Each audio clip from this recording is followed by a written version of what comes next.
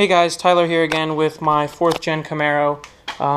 Another issue that's common with these is the seatbelt guide loops snap. As you can see, I have mine just kind of rigged up right now just to hold the seatbelt. But I did pick up a replacement, so I'm going to go over how to replace the guide and how to take the seatbelt out, because you have to take the seatbelt out to replace the guide. So let me grab the guide and I'll show you how it's done. So as you can see, I have the replacement part here, which is the same exact part. It's actually closer to the color of the seat than the original one. And this is a genuine GM part that I ordered on Amazon. There's two different sides. The left side and the right side are two different part numbers. So make sure you definitely check the part numbers and make sure you get the correct side for whichever side is broken. Like I said, this is a genuine GM part. There's the bag with the number and everything. I'm going to put up a link so you guys can grab this part. Obviously, this is the passenger side that's broken, so that link is only going to be good for the passenger side. But I'm going to go ahead and take everything off and show you guys how it's set up. First step, what you're going to need to do is get either I believe it's a T45 or a T50, one of the star style. It's almost like an Allen key, and there's going to be a little cover at the bottom of the seatbelt, this plastic piece. You're going to have to pop that off, which will expose the bolt here. I don't have a T45 or a T50, so we just ended up using a regular Allen key, which you're going to have to play around with the sizes, but once you get the size right, you can use an Allen key. So like I said, the first step is you're going to have to take off the cover and then back this bolt out, because you can't get the cover off without removing the seatbelt, so you're going to have to slide all the way down. So let me take that off and then I'll show you how it works. Alrighty, so now you can see I have the bolt removed, and this is a 1/4 inch Allen key that I was able to use to take the bolt out instead of the T45 or T50, and this bolt was right here. As you can see, there's a little bit of a hole cut in the carpet for it, which goes through the seatbelt like that, so you can see the hole for it. So the next step, what you're going to want to do is actually remove the seatbelt guide loop from the side of the seat, which you're just going to use a regular Phillips head screwdriver. Like I said, mine is broken, and I took it off and just kind of made it work for the time being until I was able to order another one because they were back ordered.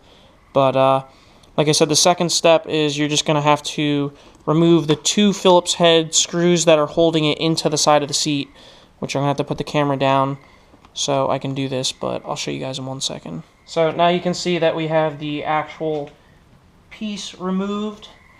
Still the same part. Once you remove it, you'll be able to move it around on the actual seatbelt. As you can see, the seatbelt is still disconnected too. And there's a specific way that you have to do this. You're going to have to get it back through the actual guide loop, like so. And then you'll be able to slide it all the way out. And so this is the broken one. Obviously, like I said, I have it all rigged up just so it could stay together. But there's a huge crack. They usually split right in the center, as you can see. I don't know if the camera's going to be able to pick it up, but they split right in the center where the screws are, because they're old and plastic. But they're not that expensive. I got the one on Amazon for about 15 bucks.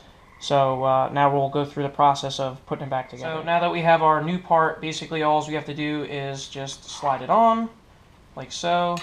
And then you're going to have to do the tricky bit where you slide it back through, which is always a pain in the butt.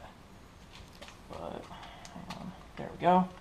So now that you have your new part all the way through, you're basically just going to have to let it rest there for a second, because we have to go back down to the bottom and hook up our bottom portion of the seatbelt again with the large screw. So I'm going to go ahead and put that on real quick.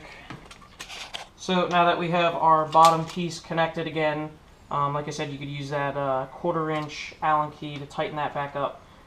Definitely make sure that's pretty tight. You don't have to kill yourself tightening it, but definitely make sure it's pretty tight, because that's what's holding your seatbelt into the car down at the bottom.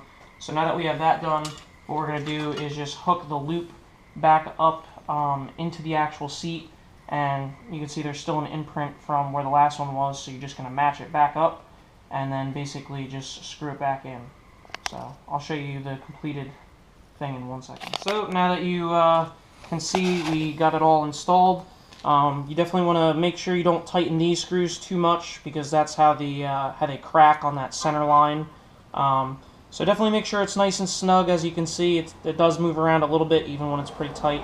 But nice clean finish. Like I said, I got this product off Amazon, and it is one of the real GM parts. Definitely make sure you go for one of the real GM ones, because it's going to match the seat better.